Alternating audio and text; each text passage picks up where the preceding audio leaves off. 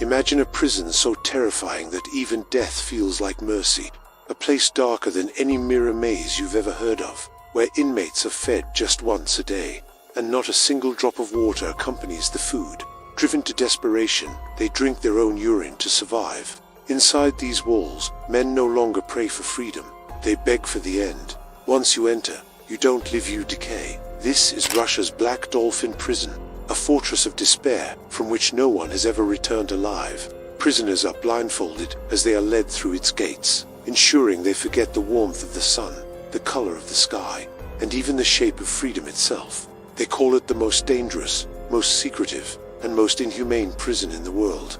Officially, it's penal colony No. 6, but to everyone else, it's simply Black Dolphin, named after the grim sculpture of a black dolphin that stands outside its gates.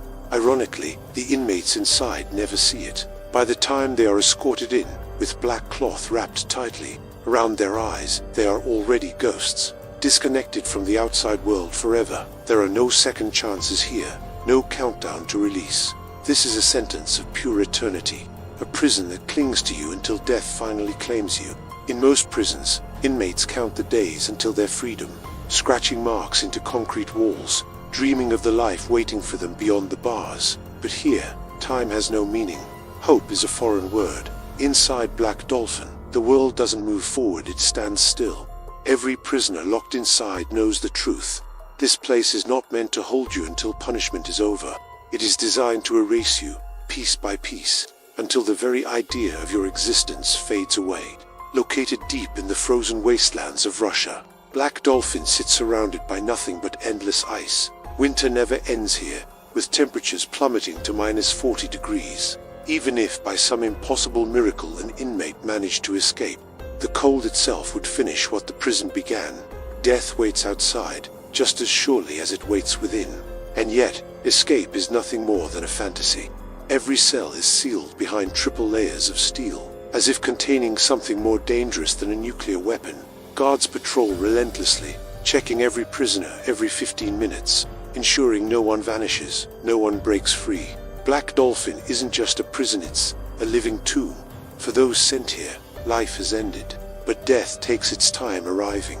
Inside Black Dolphin, there is no companionship, no cellmates, no friendships. Every prisoner is kept in complete isolation, forced to live alone until they forget what human connection even feels like. A famous journalist once interviewed an inmate here, and the man's words still echo in chilling clarity. In this place, it is easy to become an animal, but to become human again, that is impossible, because even animals are treated with more dignity than the souls trapped behind these walls. Here, rules don't exist, only orders, and every order has one response: yes sir. Prisoners are never allowed to walk freely. Whenever they are moved, their heads are forced downward, their hands shackled tightly behind their backs. Guards call this the stress position, a posture of humiliation designed to strip away any trace of pride or rebellion. Their eyes are always blindfolded, ensuring they never learn the prison's layout, never form an escape plan, never even imagine freedom. In a rare interview with National Geographic, a guard named Dennis admitted coldly, "There is no sympathy for prisoners here. Seeing them as human is difficult." At first, his words sound monstrous, but then you learn the truth. The 700 inmates inside Black Dolphin are responsible for more than 3,500 murders, an average of 5 victims each. Outside every cell is a plaque listing exactly how many lives its occupant has taken, a constant reminder to the guards of the monsters they are watching. Every day, the prison gates open for just 90 minutes. During this time, inmates are led out in chains for a glimpse of fresh air. But this is not freedom. It is nothing more than a cruel illusion, a fleeting reminder of a world they will never touch again. While they shuffle in circles, chained and silent, guards sweep through their cells, searching for hidden blades, screws, or even scraps of paper, anything that could become a weapon. In Black Dolphin, even a piece of paper is considered dangerous. Privacy does not exist. Cameras are everywhere inside the cells, outside the doors, even in the bathrooms. Prisoners are monitored every second of every day. They are never allowed to sit or rest on their beds during daylight hours. They must remain standing, even when outside for exercise. Meals are shoved through a hatch in the door.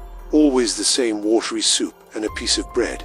night after night, until hope itself tastes like dust. Unlike other prisons, there are no cafeterias, no communal gatherings, no visits to break the loneliness.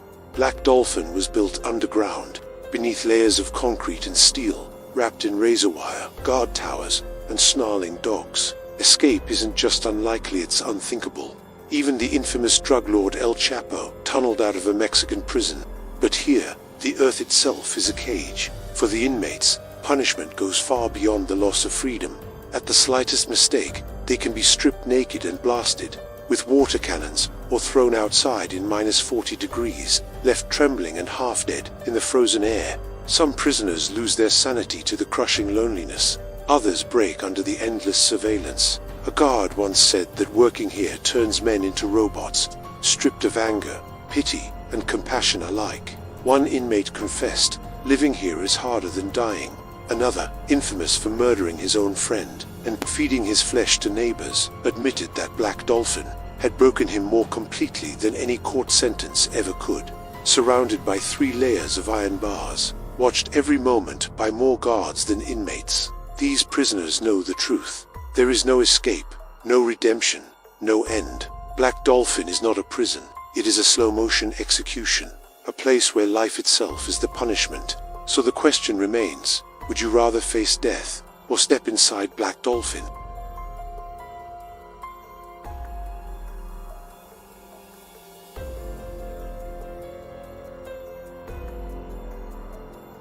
The moment came when a death row inmate was asked about his final wish. The words that left his lips sent a shiver through everyone present. He wanted to spend his last night with a virgin girl.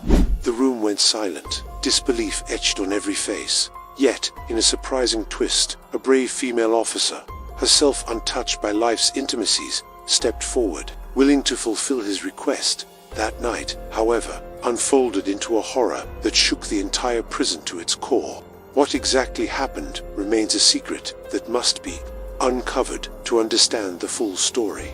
My name is Alia Hazen, a 40-year-old inspector whose life has been spent behind courtroom walls, police stations, and prison bars. Over the decades, I had seen countless accused, some innocent, others ruthless, but one prisoner, number 97, left an impression that I could neither categorize nor forget.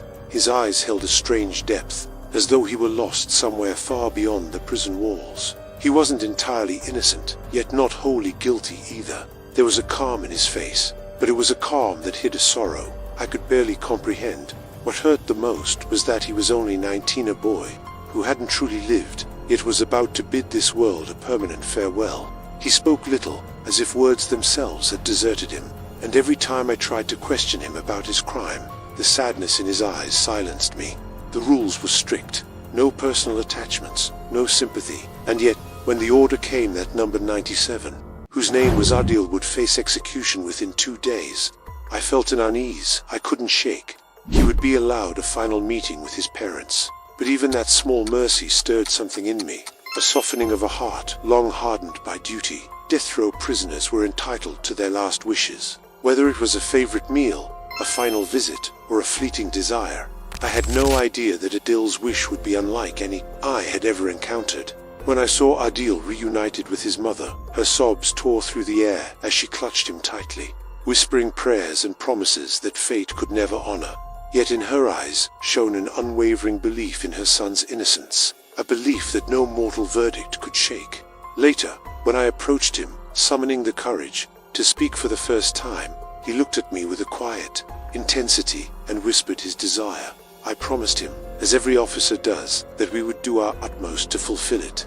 I escorted Adil to the police officer, where the superintendent listened with rare tenderness. Even the hardened police officers seemed moved, perhaps aware of the cruel injustice often hidden in the machinery of law, where minor offenders faced death, while true criminals roamed free. Then, in a voice barely above a whisper, Adil revealed his final wish, one that stunned me into silence. He wanted, in his lifetime, to marry just once. The gravity, the innocence, and the audacity of that request would set in motion a chain of events that no one in that prison would ever forget. Adil spoke quietly, yet with a firmness that silenced the room. I want to marry, and I want to spend one day with my wife. The words hung in the air like a spell, and suddenly, the entire chamber fell into stunned silence. Everyone turned to look at one another, uncertain whether they had heard him correctly. The police hesitated, weighing his words carefully, then spoke with measured restraint. "We can arrange a marriage for you, but who would agree to marry a condemned man? You are poor, your family has nothing, and money. Cannot force someone into this. You may ask for good food, a visit with your family, those we can arrange, but marriage, that's impossible. This is your final opportunity." Adil, unnervingly calm, looked up and said, "The police officer, I already told you my last wish is to marry. But do not be afraid, I will find a way myself." His voice carried a quiet conviction that left everyone in awe. The police officer briefly considered that Adil might request one of the female officers at the prison, but what he said next was far more shocking. "Make an announcement at the mosque," he said. "Any girl who is willing, let her come to marry me for a single day. I want to be wed before my execution." The room went silent again. Adil asked for a promise from those present. If a girl agreed, no one would stop her, and she would be allowed to spend one night as his wife. His intelligence and audacity stunned even the most seasoned officers. The police officer shook his head, certain that no one would ever risk their life for such a fleeting, impossible wish. But Adil's reply was serene. "Just make the announcement. If no one comes, I ask for nothing else. Then you may proceed with my execution." Reluctantly, the prison officers made the announcement at the mosque. Adil Hussein, to be executed in 2 days, wished to marry for a single day. If any girl consented, she could come to the prison. They were certain no one would answer, and yet, barely an hour later, a constable came running, breathless. A girl was standing at the prison gate, dressed in bridal attire, with a judge beside her holding the marriage register. Stepping outside, we were shocked. She appeared no older than 17 or 18, yet she had transformed herself into a bride. The police officer asked the judge, "Who is this girl?" He replied, "She came to me herself. She insisted on performing the marriage and coming to the prison because her future husband will be executed in 2 days." We were stunned. The judge continued, "I tried to dissuade her, to make her reconsider, but she would not relent. She said she loved Adil and would marry only him." The entire prison fell silent. Witnessing such selfless, fearless love brought tears to the eyes of even the hardest officers. The judge completed the ceremony. As soon as it was over, Adil smiled faintly and said, "Now, send my wife to me. I want to speak with her, to relive memories, even if only for 1 day. Then, after that, proceed with my execution. I have no objections." Following the police officer's instruction, I escorted the girl to Adil, shutting the heavy door behind us. I expected she might grow impatient and leave, but moments later, faint whispers and the sound of someone trying to unlock the door reached my ears. My heart raced. I knew the lock was sturdy, yet something about that night felt ominously alive. I had returned to my office, hoping for a moment of quiet, when suddenly a blood-curdling scream pierced the air. My heart leaped as I rushed toward Adil's cell. "What's happening?" I shouted. The girl, still dressed in bridal attire from the night before, stood trembling, her veil half loosened, her body shaking uncontrollably. In a barely audible voice, she gasped, "Take me out of here. I can't stay here." I was stunned. "What happened?" I asked, bewildered. She clutched her clothes tightly and remained silent, frozen as though some invisible horror had paralyzed her. Without another word, she bolted past me at lightning speed, and I dutifully shut the cell door behind her. Exhausted, I returned to the office and sank into sleep, unaware that by morning, a storm far greater than any I had imagined would hit. Before sunrise, the police officer stormed into my office, his voice thunderous with fury. "Where is prisoner number 97? he bellowed. I blinked, confused. "Sir, he's supposed to be in his cell," I stammered, but his gaze hardened. "Go check properly," he roared, and my heart pounded violently. I raced to Adil's cell and called out, as always, "Adil, come to the door." Silence answered me. My palms were slick with sweat, my pulse hammering. Peering through the window, what I saw made my head spin. A figure in men's clothing lay face down against the wall, my breath caught, hands trembling. I threw open the door and turned the figure over and froze in disbelief. It was the girl who had arrived as a bride the previous night. Adil was nowhere to be seen. The truth hit me like a physical blow. We had been deceived. Adil had used the girl to escape. Every illusion of romance, every act of apparent love, it had been a calculated ruse. The girl sat calmly before us, unshaken, with no trace of fear or remorse. "You misjudged," she said softly. "Rihan was never meant to be executed. He's innocent, and time will prove it." Her confidence only fueled my anger. I could barely respond when the police officer ordered us to find Rihan immediately. The shame of having a death row prisoner escape on our watch pressed down like a physical weight. I stared at the girl, trying to piece together the betrayal. Hours had passed since Rihan had fled at dawn. Where could he be now? Mustering courage, I asked her, "Tell me everything. Why did you do this? Why marry him? Then call him your brother?" She met my gaze without hesitation. "Believe me," she said, her tone unwavering. "He will return. He knows exactly where he can go and where he cannot. And above all, he is my husband. He would never abandon me." I was astounded. Her certainty was unshakable, almost frightening. "Explain," I demanded. "How can you be so sure?" She took a deep breath and began, her voice steady and compelling. "If you hear my full story," she said, "your judgment will change. You will understand the truth." Her name was Natsip. She spoke of her family, her older sister's engagement to Rihan, and how he had always been fearless and loyal since childhood. He was her father's beloved cousin, trusted and admired by all. The atmosphere of their village had shaped their lives in strange and unpredictable ways, and Natsi's words drew me in, revealing layers of courage, cunning, and devotion I had never anticipated. That night, Rayhan came to our house to meet my sister. Our father was away, and Rayhan had been a familiar presence in our home many times before, part of the family, in every sense. Only the two of us sisters were at home that evening. I was in the kitchen making tea while they talked, the atmosphere seemingly ordinary. Suddenly, a loud, forceful knock rattled the door. Fear gripped me. Had father returned unexpectedly? I peeked cautiously through the doorway, and my blood ran cold. 3 or 4 men stood outside, their faces twisted with menace, their presence anything but ordinary. They were thugs. Relief washed over me, however, because Rayhan was with us. One of them shouted in a menacing voice, "Open the door, or we'll break it down." Trembling, I pleaded, "Please leave. Only the two of us are home." But one sneered, "We know a young man has entered. Don't think you can fool us." Rayhan stepped forward calmly and motioned for me to retreat inside. I obeyed, but the struggle outside was clear as day. He faced the thugs alone. One of them said something obscene, which could have provoked a violent reaction, yet Rayhan restrained himself, acting with remarkable strategy. Outnumbered, he knew a fight could leave my sister and me defenseless. He managed to intimidate them just enough, and eventually, they left. Such encounters became routine every time our father went out. Those men would loiter near the house, harassing us, but one night, everything changed. My sister was asleep in her room when the sound of breaking glass shattered the silence. Someone was attempting to enter through the window.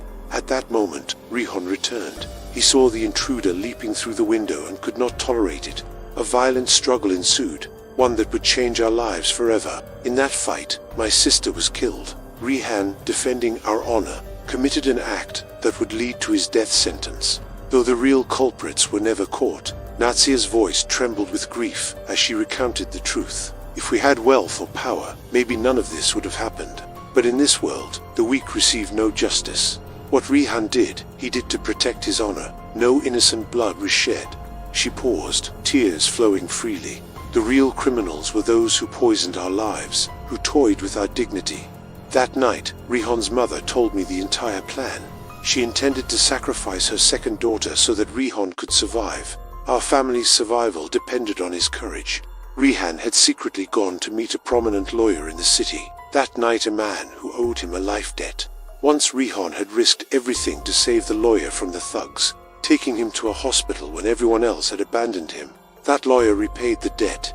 The case went to court. The truth emerged, and Rayhan was proven innocent and released with honor. As his mother had promised, divine justice prevailed. He was not executed, and he regained his freedom.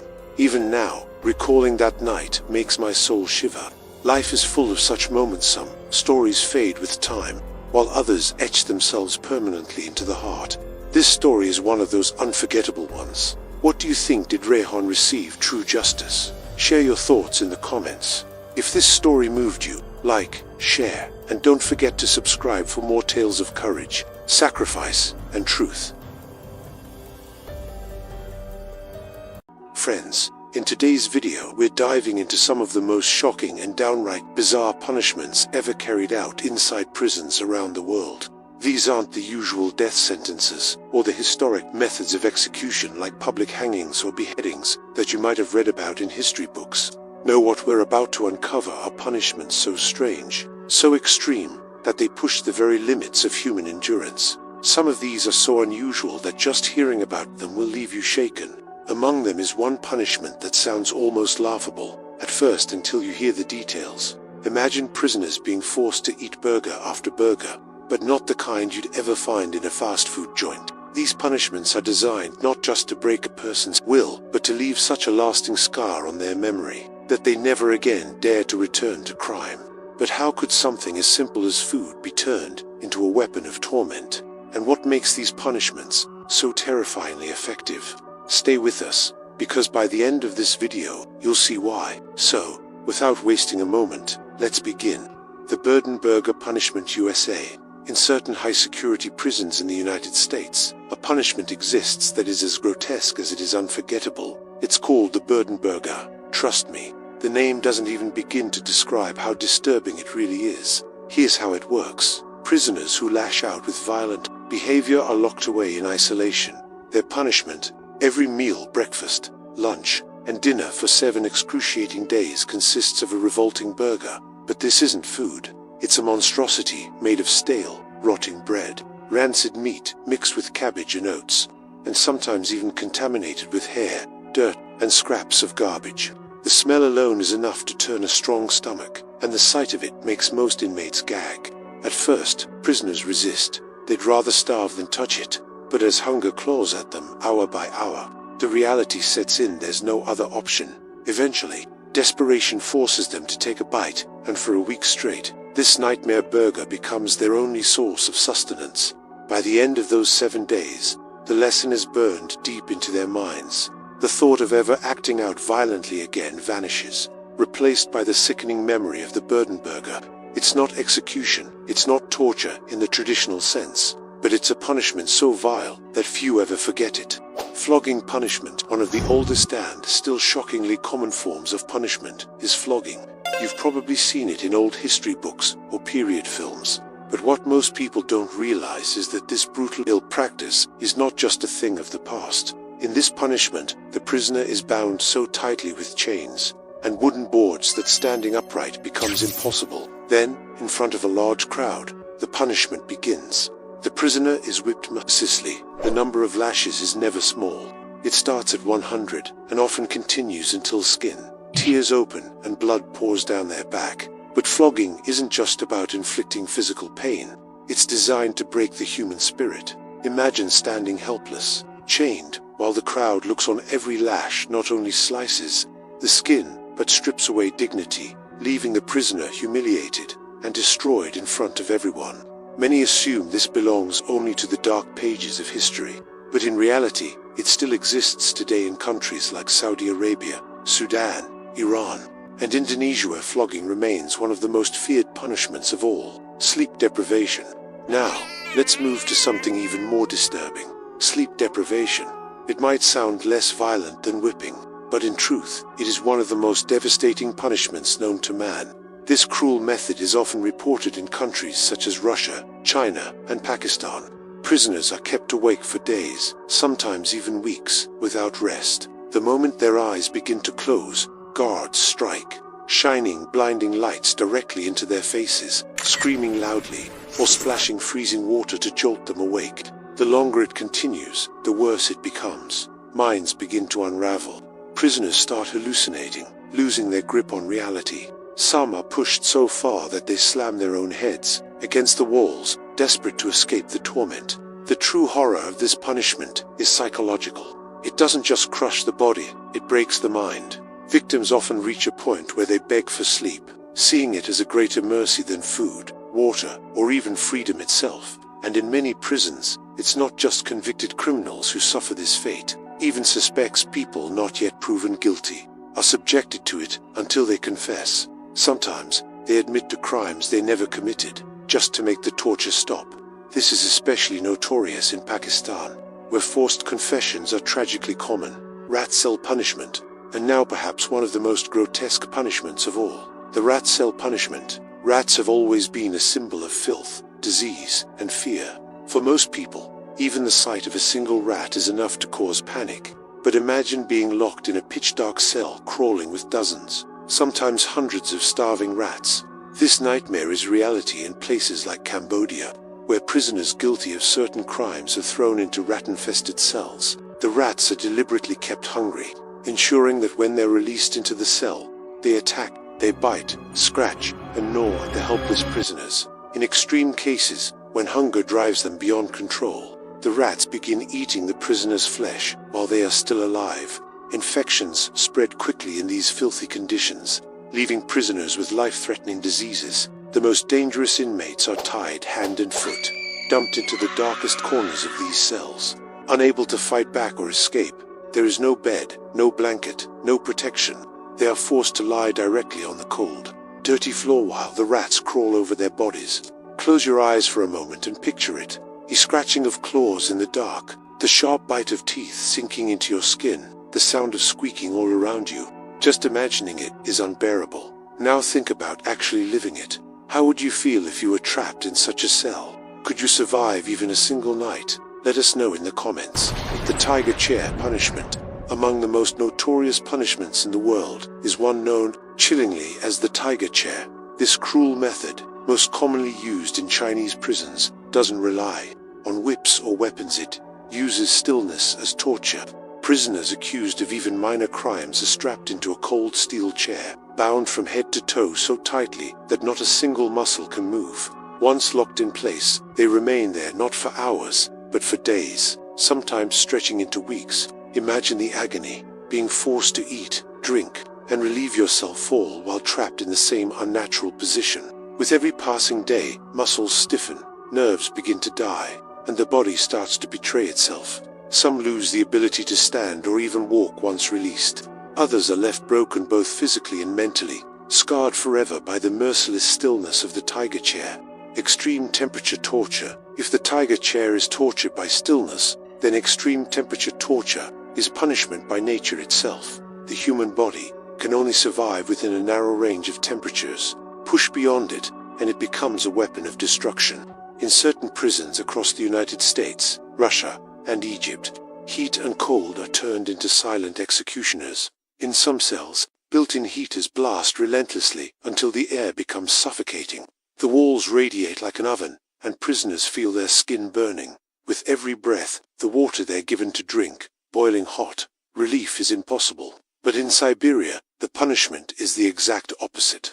Here, where winter temperatures plunge to -50 degrees Celsius, inmates are forced to stand outside without coats, without shoes, with nothing to protect them. Within minutes, their fingers, toes, and faces turn numb. Pain spreads through their frozen limbs, until frostbite sets in, sometimes costing them their very extremities, whether through unbearable heat or soul-crushing cold. This punishment leaves scars that last a lifetime, a reminder of the inhuman cruelty lurking behind prison walls, the spice punishment. Now, let's turn to a punishment that sounds almost harmless at first, until you understand its true brutality. The spice punishment. In one prison in India, inmates are forced to eat meals packed with raw green chilies, dish after dish, overloaded with so much spice it turns every bite into an inferno. The food is barely cooked, filled with scorching heat that sears the mouth, burns the throat, and feels as if fire itself has taken root inside the body. Morning to night, this is all they are given.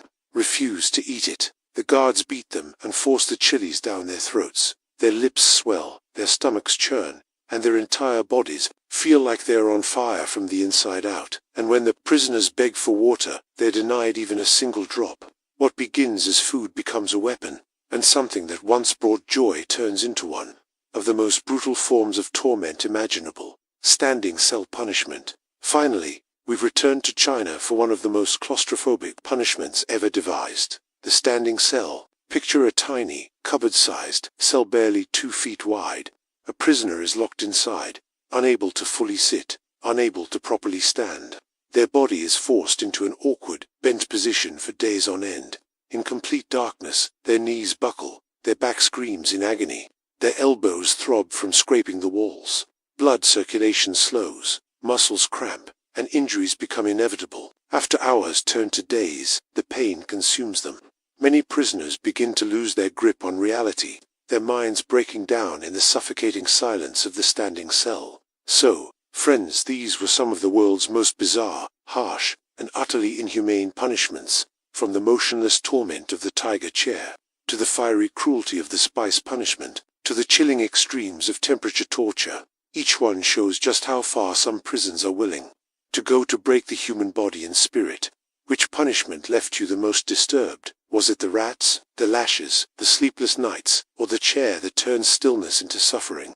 Let us know in the comments below. And don't forget, like, share, and subscribe for more dark and fascinating stories from around the world.